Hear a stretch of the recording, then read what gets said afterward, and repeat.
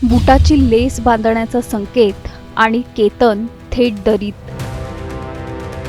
लोहगडावर केतनची ती शेवटची 75 मिनिटं। पोलीस तपासात धक्कादायक खुलासा। एका वाढदिवसाची प्लॅनिंग, एका होणाऱ्या लग्नाची स्वप्न आणि एका ट्रेकची साधी सहल, आणि काही सेकंदात जवळपास 400 फूट खोल दरीत कोसळलेला केतन। सुरुवातीला हा अपघात वाटला, पण तपास जसजसा पुढे गेला तसतसं प्रत्येक पुराव्याने वेगळीच कहाणी सांगायला सुरुवात केली। सीसीटीव्हीमधील संशयास्पद हालचाली, हुडी घालून फिरणारी व्यक्ती, 6 महिन्यात झालेले तब्बल 2000हून अधिक फोन कॉल, किल्ल्यावर 3 वेळा झालेली रेकी, बाली ट्रिप रद्द करण्यासाठी गायब झालेला पासपोर्ट आणि अखेर पोलिसांसमोर उघड झाल्याचा दावा असलेला संपूर्ण कट। नेमकं काय घडलं होतं लोहगडावर? केतन अग्रवालच्या आयुष्यातील त्या शेवटच्या 75 मिनिटात कोणत्या घटना घडल्या? पोलिसांच्या तपासात कोणते धक्कादायक दावे समोर आलेत? आणि एका नियोजित खुनाचा हा संपूर्ण कट कसा उलगडत गेला? जाणून घेऊया या सविस्तर रिपोर्टमधून। त्यासाठी हा व्हिडिओ शेवटपर्यंत पहा आणि टाइम्स नाऊ मराठीला लाईक, फॉलो आणि सबस्क्राईब करा।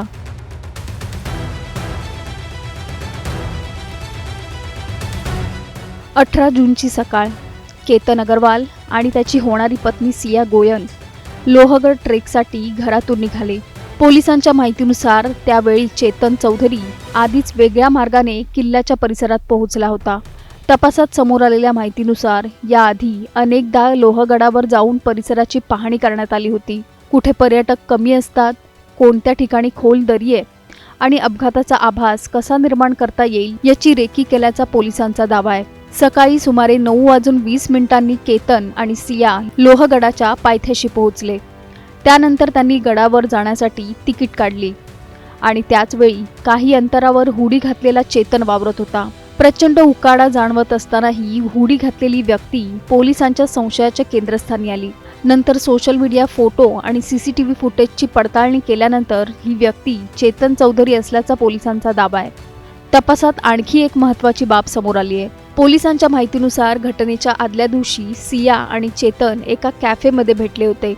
त्याच बैठकीत अंतिम प्लॅन ठरवण्यात आल्याचा दावा तपास यंत्रणांनी केलाय। याच संदर्भातील एक सीसीटीव्ही फुटेज सुद्धा समोर आलंय।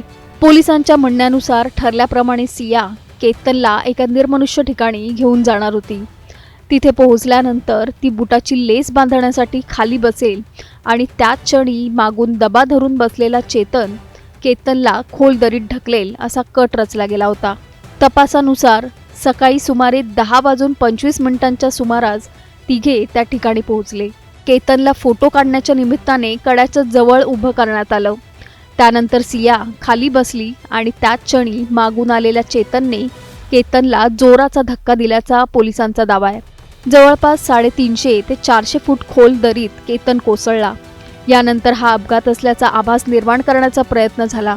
सियाने कुटुंबियांना आणि स्थानिकांना केतन घसरून पडल्याची माहिती दिली। मात्र तपास जसजसा पुढे गेला तसतसे अनेक धागेदोरे समोर येऊ लागले। CCTV footage, mobile location, call record आणि घटनास्थळावरील तांत्रिक पुरावे तपासल्यानंतर पोलिसांनी या प्रकरणाची उकल केल्याचा दावा केलाय। पोलिसांच्या माहितीनुसार गेल्या 6 महिन्यात सिया आणि चेतन यांच्यात तब्बल 2004 वेळा फोनवर संभाषण झालं होतं। या कॉल्सचा एकूण कालावधी 238 तासांहून अधिक असल्याचं समोर आलंय। तपासात आणखी धक्कादायक दावे समोर आलेत। पोलिसांच्या माहितीनुसार केतनला संपवण्याचा हा पहिलाच प्रयत्न नव्हता।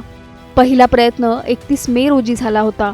बालीला प्री वेडिंग फोटोशूटसाठी जाण्याच्या आधी सियाने केतनला लोहगडावर नेलं। त्यावेळी दरीत ढकलण्याचा प्रयत्न झाला, मात्र केतनने झुडूप पकडल्यामुळे त्याचा जीव वाचल्याचा दावा त्याच्या कुटुंबियांनी केलाय। त्यानंतर सियाने साप दिसला म्हणून तुला ढकललं अशी माहिती केतनच्या वडिलांना दिली।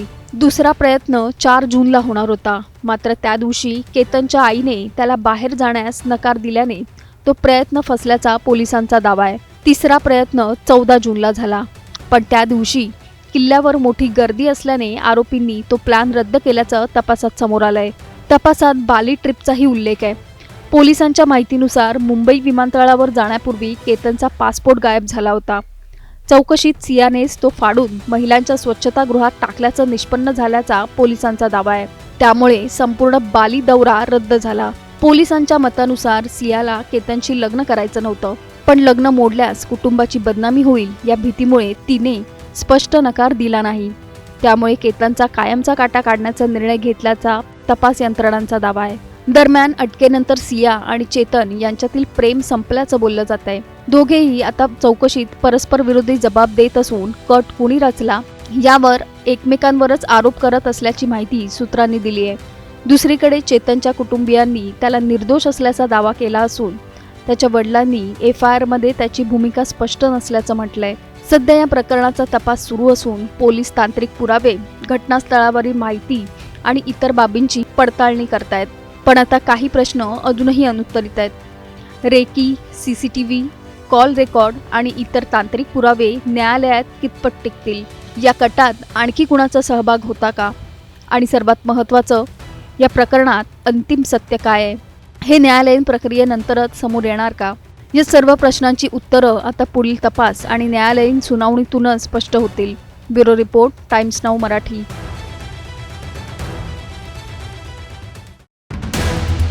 केतनला सियाने प्रेमसंबंधांबद्दल आधीच सांगितलं होतं.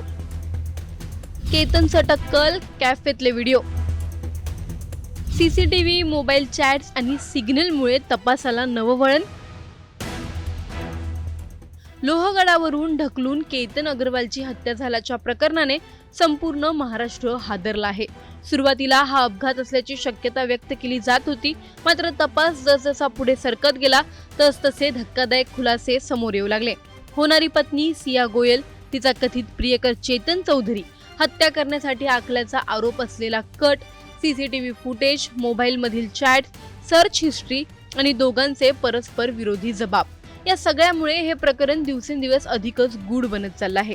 दुसरीकडे सियाच्या कुटुंबियांनीही पहिल्यांदाच माध्यमांसमोर येत आपली भूमिका मांडली आहे. आमची मुलगी दोषी असेल तर तिलाही कठोर शिक्षा व्हावी अशी भूमिका त्यांनी घेतली आहे. नेमकं तपासात काय समोर आलं आहे जाणून घेणार आहोत या व्हिडिओमधून. व्हिडिओ शेवटपर्यंत नक्की पहा आणि टाइम्स नाऊ मराठीच्या YouTube, Instagram आणि Facebook पेजला फॉलो करायला विसरू नका.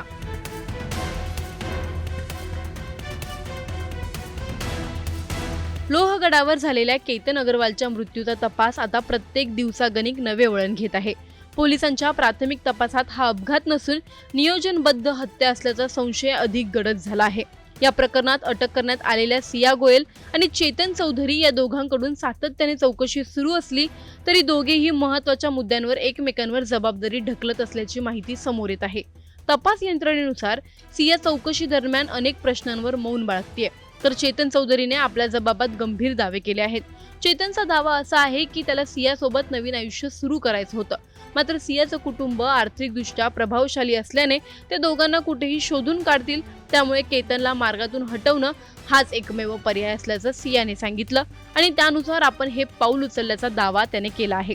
मात्र सियाचा जबाब याच्या पूर्णपणे विरुद्ध आहे. तिच्या म्हणण्यानुसार सुरुवातीला केतनला ढकलण्याचा प्रयत्न झाला होता, पण तो अयशस्वी ठरला.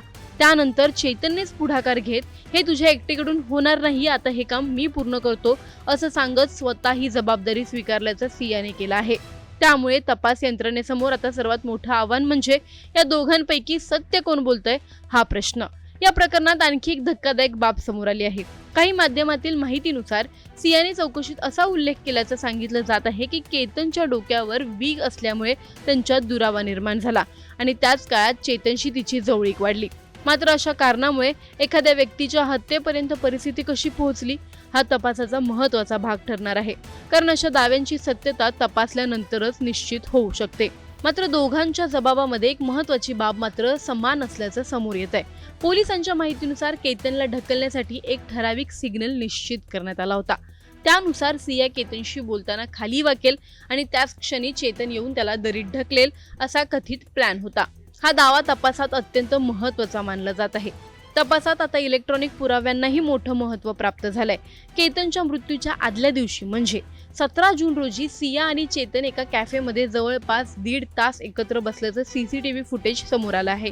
या फुटेजमध्ये दोघे एकमेकांशी जवळीक साधताना, मोबाईलवर काहीतरी पाहताना आणि त्यावर चर्चा करताना दिसत असल्याचं सांगितलं जात आहे. तपास अधिकाऱ्यांच्या मते याच भेटीत कथित कटाचं अंतिम नियोजन झाल्याचा संशय आहे. याशिवाय सियाच्या मोबाईलमधील सर्च हिस्ट्री आणि इतर डिजिटल पुरावेही तपासासाठी महत्त्वाचे ठरत आहेत. पोलिसांच्या माहितीनुसार लोहगडाविषयीची माहिती, तेथील जागा आणि नियोजनाशी संबंधित काही बाबी तिच्या मोबाईलमधून समोर आल्याचं सांगितलं जातंय. या डिजिटल पुराव्यांच्या आधारे हत्या पूर्वनियोजित होती का हे सिद्ध करण्याचा तपास यंत्रणांचा प्रयत्न आहे. दरम्यान या प्रकरणात सियाच्या कुटुंबियांनी प्रथमच माध्यमांसमोर येत आपली भूमिका स्पष्ट केली. सियाचे वडील प्रवीण गोयल सध्या रुग्णालयात उपचार घेत आहेत. मुलीच्या अटकेचा आणि केतनच्या मृत्यूचा मोठा मानसिक धक्का बसल्याचं त्यांनी सांगितलंय. केतन हा अत्यंत चांगला मुलगा होता. आम्ही त्याला मुलांसारखंच मानत होतो, असं ते म्हणाले. त्याचबरोबर चेतन चौधरी कोण आहे हे आम्हाला माहीतच नव्हतं. त्याचं नाव देखील आम्ही याआधी कधी ऐकलं नव्हतं, असा दावाही त्यांनी केला आहे. प्रवीण गोयल यांनी आणखी एक महत्त्वाचा मुद्दा उपस्थित केला. जर सियाचं दुसऱ्या व्यक्तीसोबत प्रेमसंबंध होते आणि त्याबद्दल केतनला माहिती होती, तर ही बाब वेळेत दोन्ही कुटुंबांपर्यंत पोहोचली असती, तर कदाचित आज ही वेळ आली नसती, असं त्यांचं म्हणणं आहे. सियाची आई पूजा गोयल यांनी ही वेगळी भूमिका मांडली आहे. त्यांच्या म्हणण्यानुसार सिया आणि चेतनची ओळख क्रिकेट सामन्यादरम्यान झाली होती, मात्र त्यांच्यात प्रेमसंबंध असल्याची कल्पना आम्हाला नव्हती. तसेच 18 जून रोजी लोहगडावर जाण्याचा आग्रह सियाने नव्हे तर केतननेच धरला होता, असा त्यांचा दावा आहे. या संदर्भातील काही चॅट सियाच्या मोबाईलमध्ये असल्याचंही त्यांनी सांगितलंय. या उलट केतनच्या कुटुंबियांनी यापूर्वी असा दावा केला होता की 17 जूनच्या रात्री सियाने स्वतः फोन करून वाढदिवस साजरा करण्यासाठी लोहगडावर जाण्याचा आग्रह केलाय. त्यामुळे आता दोन्ही कुटुंबांचे दावे परस्पर विरोधी आहेत. नेमकं सत्य कोणाचं याचं उत्तर तपास आणि डिजिटल पुराव्यांमधूनच मिळणार आहे. तपासादरम्यान आणखी एक महत्त्वाची बाब समोर आली.